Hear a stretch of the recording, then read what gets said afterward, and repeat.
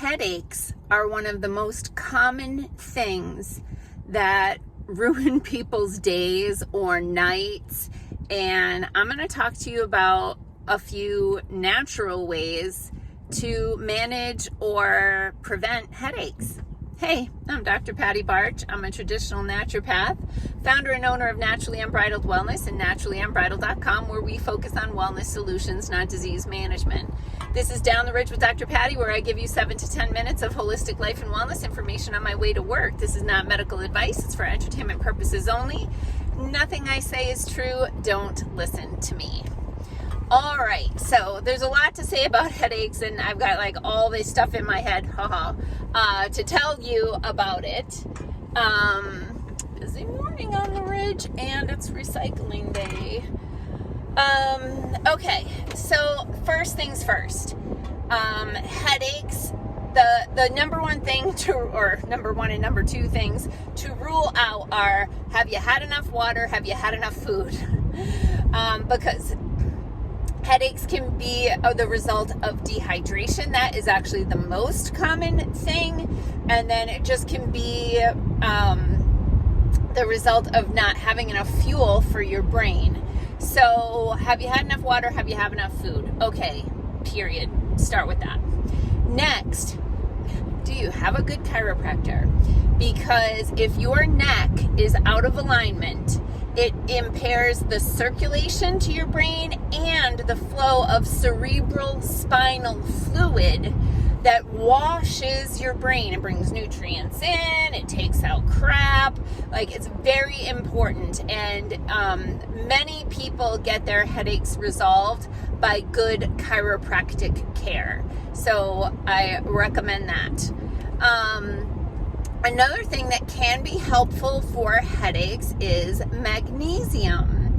So magnesium is what's called, besides being a mineral, that is involved in over 300 biochemical reactions in your body, and most people need to supplement magnesium because it's very difficult to get enough magnesium out of the food, and all of the Wi-Fi energy EMF that we're exposed to impairs our calcium channel pathways in the body, and that throws off the magnesium balance. So having more magnesium can be very beneficial. But magnesium is a vasodilator. That means vaso for vessel or blood vessel, dilate for open. It relaxes the blood vessels and can help get more circulation to the brain, and then the brain can get what it needs and be happier. Other things. So if you get a one-sided headache that starts at like the base of your skull, just on one side, it could be either side, but more commonly I've seen it on the right side, but it starts at the base of your skull and it goes up like a line up your head and makes it feel like your eyeball is going to shoot out of your face. That is the gallbladder meridian in Chinese medicine and acupuncture, and that can be a signal that your liver and your gallbladder need some love. And that could be, these are the types of headaches and even migraines that we'll often see in a menstrual cycle issue, like where people always get a headache around a certain day of their menstrual cycle, and it's often one of those one-sided headaches that can turn into an entire migraine. And so we've found over time, doing an appropriate type of liver gallbladder detox can help for those types of menstrual cycle hormones or headaches to go away.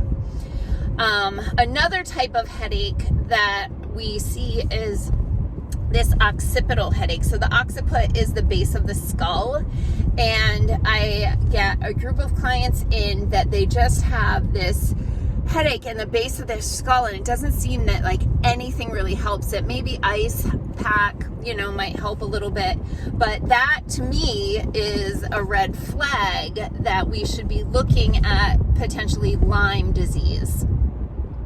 So it's just a real common symptom that I see with people with chronic Lyme. So if you get those types of occipital headaches, we should do some investigating to rule in or rule out Lyme as a potential contributing factor. Then there are other things like, of course, things like brain injury, right? Like concussion, traumatic brain injury, that sort of things. There are different types of concussions, by the way. There's, of course, the physical concussion, like you bang your head or get hit in the head with a ball or something. But there are also chemical concussions that can happen from toxic exposures, anything from beauty chemicals to industrial chemicals, herbicides, pesticides, perfumes, right? Those types of things can cause like a chemical concussion. Of course, recreational drugs or even prescribed drugs can do this as well. And then there's something called an emotional concussion, which is there's a physical effect on the brain from an emotional trauma. And all of those things are real and legitimate and can cause a lot of discomfort, pain. So for physical injury, there are certain things that I like. I like magnesium L-threonate for, oh man, there's a tractor trailer in my turnaround spot. All right, that's funny. I'm gonna pull right in here. Okay, so if somebody says, oh, I've had a concussion, or my kid got a concussion in sports, what can I do? Magnesium L-threonate. That's the particular type of magnesium that crosses the blood-brain barrier best and helps to shut down what's called the glial storm, which is the domino effect of the injury happens here and then the cells kind of die off and get cranky in a like bullseye pattern, so to speak. So magnesium L-threonate can be helpful for that. I do like CBD for brain injuries, preferably in combination with high quality fish oil. So we actually have a combination CBD fish oil product in the office, as well as the magnesium L-threonate. I also like inhaled hydrogen therapy for any kind of headache or brain injury. We have so many people who have come in with a headache, done inhaled hydrogen for half an hour, and their headache is gone. If there is, sorry, I got distracted by nature, of course. Also the cold laser can be helpful. And even our new therapy that we are starting on Monday, and I will give you like, oh my gosh, it's so exciting. I'm going to tell you all about it in my Down the Ridge on Monday, but our new therapy can be very beneficial for that as well. So magnesium L-threonate, CBD with fish oil, inhaled hydrogen, cold laser. That's kind of my concussion protocol, right? Those things can all be helpful. There are some herbs that I find to be really great for brain stuff. The number one that I've seen the best results with is feverfew. Feverfew is an herb that it helps with brain circulation. I see great results with that. Another herb that improves brain circulation is ginkgo. So you could take a look at those as well. The last thing that I want to talk about is general brain inflammation, and this is way more common than you think, and it's because of crappy food. So crappy food, not only does it disrupt your intestinal barrier, but it also can disrupt your brain barrier. And you can have leaky gut and you can have leaky brain. So years ago, I had a client who had chronic migraines for decades, every day a migraine. And I tried all my usual stuff and didn't really make much progress. And finally, I just said to her, I think you need to go gluten-free, dairy-free for a month and see what happens. Because I'm suspecting that you have some brain inflammation from those inflammatory foods. And it could be one or the other or both, but let's just leave out both for a month and see what happens. Within a few days, she had her first migraine-free day and continued to be migraine-free unless she ate gluten.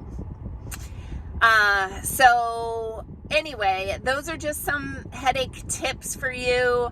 I tried to jam a whole lot in there. I hope I had everything that I was trying to remember to tell you come out of my mouth. But tune in Monday for our big announcement about our new therapy that we've been in soft launch mode for about a month now, and we hired a new receptionist. Her name is Ellen. Please make her feel welcome. And so we are ready to go guns blazing at some new stuff. So peace out, peeps. Have a healthy day and a healthy weekend.